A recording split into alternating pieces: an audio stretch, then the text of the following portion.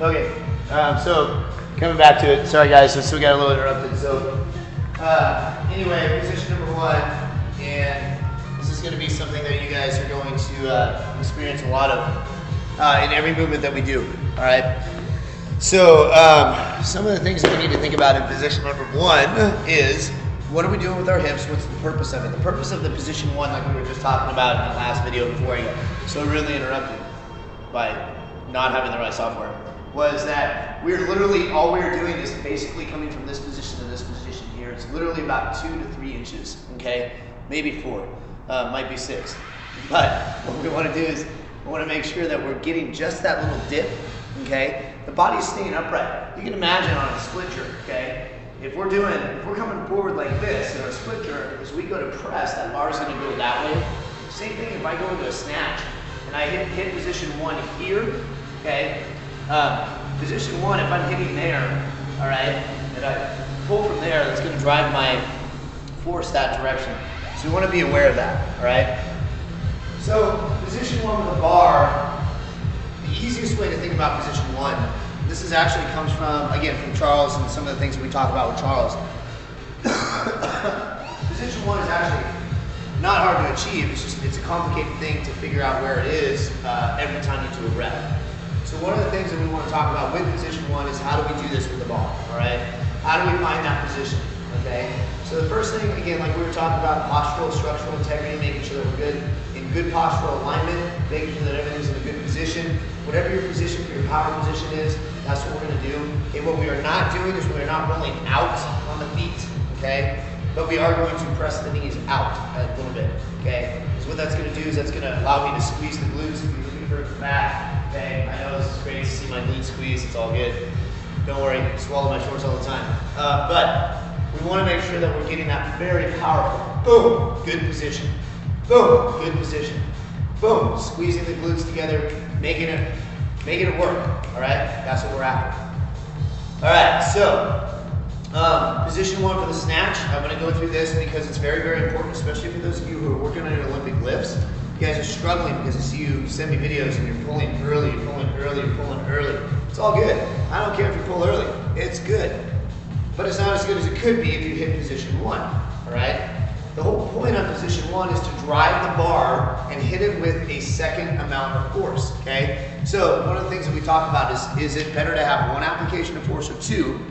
You can imagine if one application of force is like that, okay, it gets us going. And then as you get going, you press another application of force, it's gonna drive you that much further. So by utilizing position one in the snatch and clean jerk and in the jerk, well actually just in the snatch and the clean, you're going to be able to produce force a second time. Now, position one does not change between the snatch and the clean and jerk.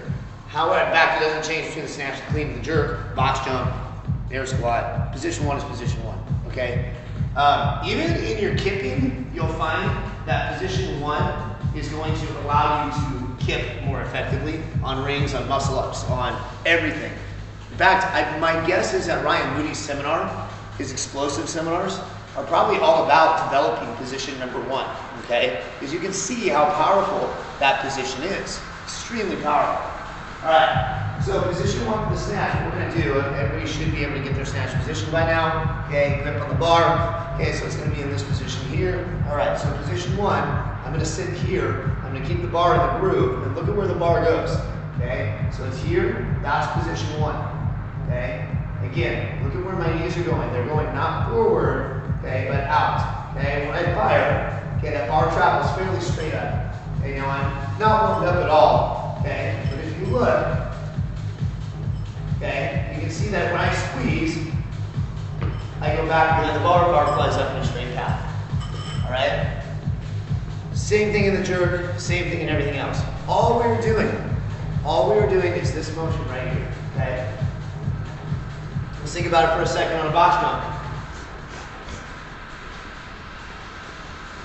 Don't worry, I'm not leaving you. Man, these boxes are heavy. Okay. Think about it on a box jump, okay? I can literally hit position one and fire from position one and get up on the box. It's a 20-inch box. Okay, but look at how important. There's position one, okay? you can see, as long as I'm using my arms, that position becomes extremely, extremely important. Okay?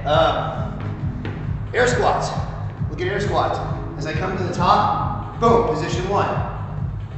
Boom, position one, right? So, the effectiveness of position one is so much that it's something that you want to practice in warm-up all the time. Even in just kind of warming up, just getting that position one, squeezing those glutes, activating them so that you can feel. I know it looks funny.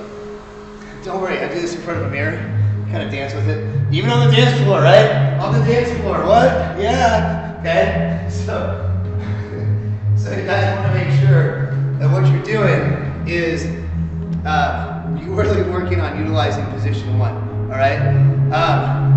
Let's talk about the jerk real quick, because it's the same thing on the jerk. No, I don't do myself. What I do mean is I do mean the split jerk, the push jerk, all that good stuff. So again, position one becomes really important, okay?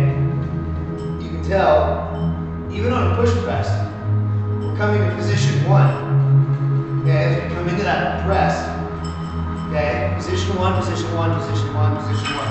Position one, and then just in case you didn't notice, position one. That's all I'm going to talk about today. We're going to do a little bit more of these each week, probably 1 to 2 sessions a week. All right, guys, thank you.